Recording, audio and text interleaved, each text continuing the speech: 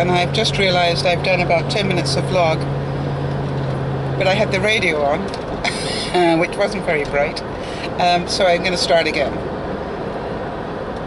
I'm actually quite pleased about that because I was busy filling my face with licorice when I was doing the other part of the vlog, so I finished the licorice now, so we can carry on with life.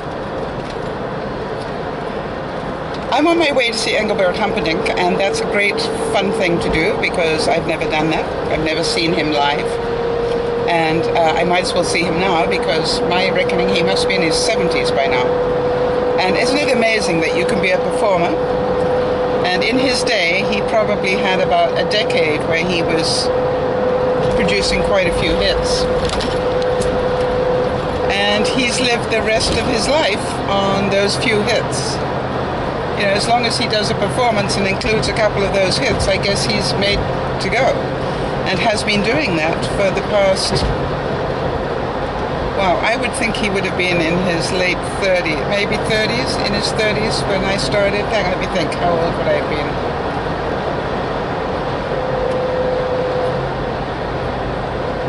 Yeah, probably late 20s, early 30s maybe. When he did, it'd be interesting to see. I'd have to Google that. I can't remember when he did Please Release Me. I think Please Release Me was his first mega hit, and probably the biggest hit he ever had.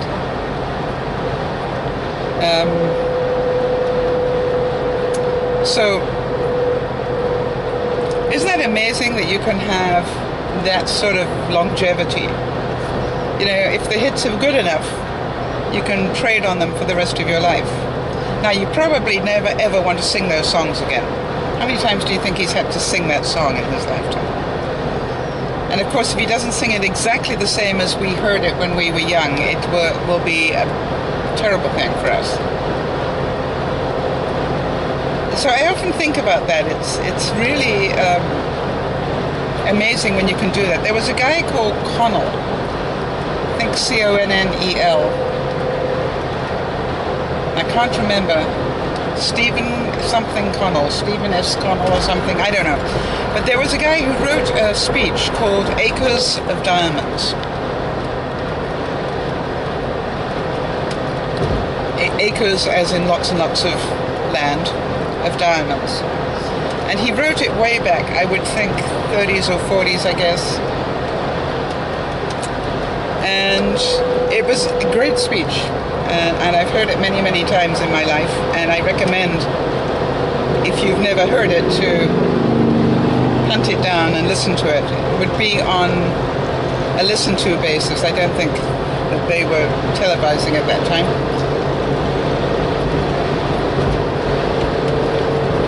But a really great speech, and rumor has it that he never actually wrote another one. He didn't need to. That in his day he made so much money off this one speech that he never needed to write another one. And there's a lot to be said for that. Let me sort of try and get my point here, which is, you know, we always think that we need to do so much more than we're doing, when sometimes really what we're doing is good enough if we have the, you know, the patience just to play it out. You know, I was listening to Benji phone me this evening, and we were chatting for a while.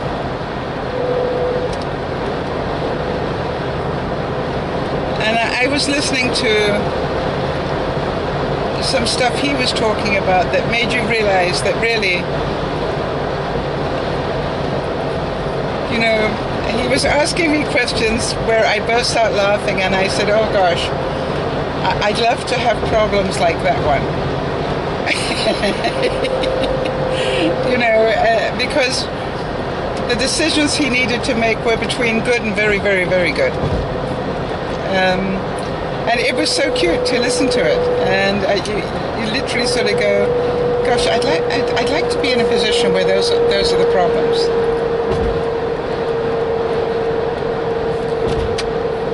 And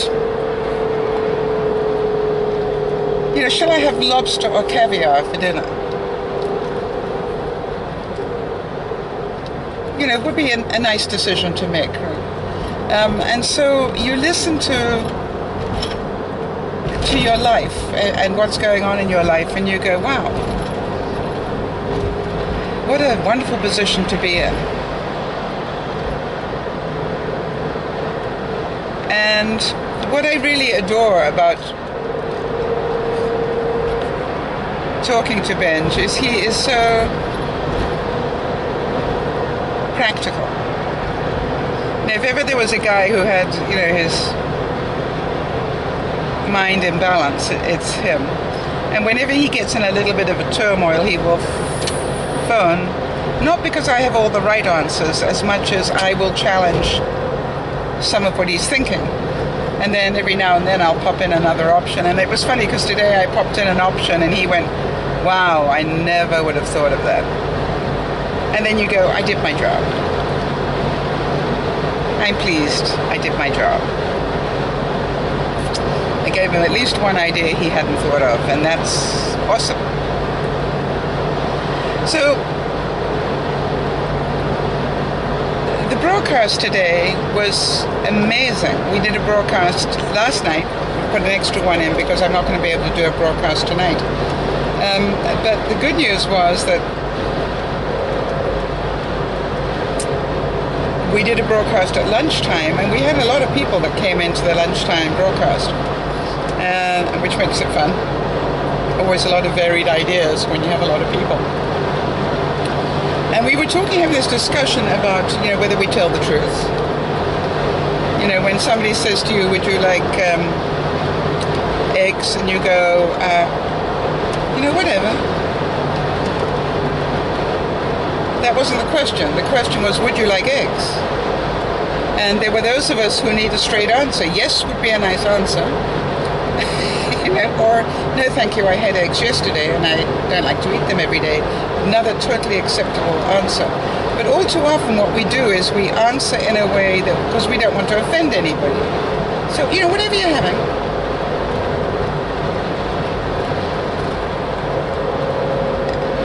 So I started up quite the discussion on this one, and I was thinking of different scenarios where we get caught into this. Would you like...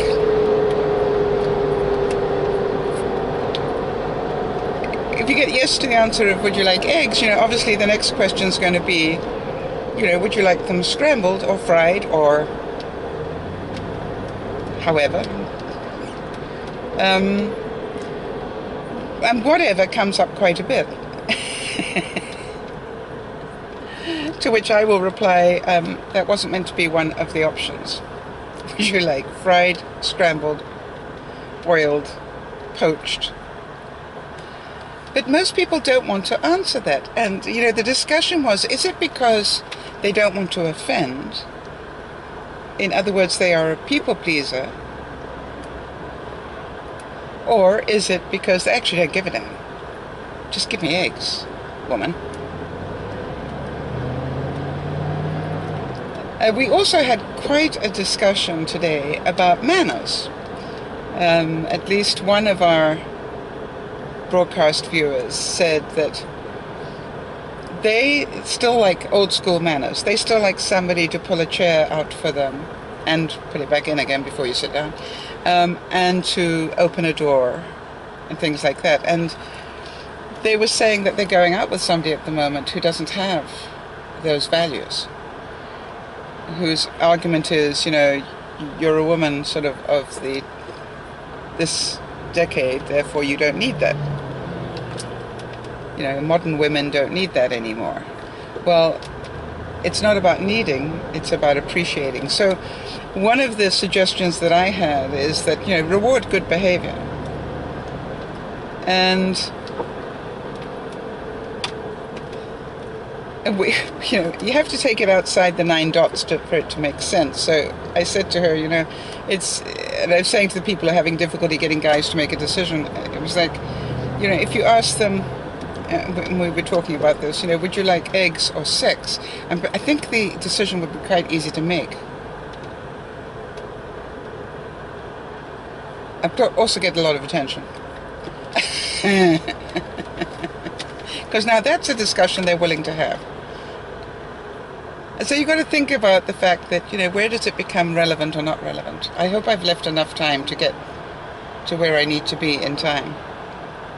Because there appears to be a heck of a hold-up. And I was not expecting that right now. I'm going to get my phone out because obviously I want to see how much time they reckon with the traffic the way that it is, how much time they reckon it's going to take. So guys, I'm going to come off camera. Bye for now.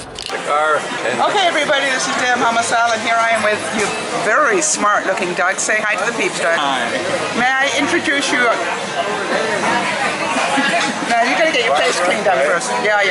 You got half your dinner all over your face.